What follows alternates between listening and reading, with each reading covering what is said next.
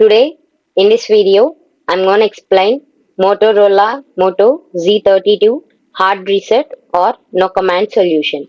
Start by disabling the mobile using the power key. Press and hold the power button plus volume down simultaneously until the bootloader mode appears. In the bootloader mode menu, use the volume rocker to navigate and the power button to select. Choose the recovery mode option from the menu. When the no command image appears, hold down the power key and press the volume up button once. In the recovery mode menu, use the same keys as before to navigate and select the wipe data or factory reset option. Select the factory data reset option and wait for the operation to complete. Once finished, select the reboot system now option to turn on the Motorola Moto Z32. The hard reset operation will take a couple of seconds to complete.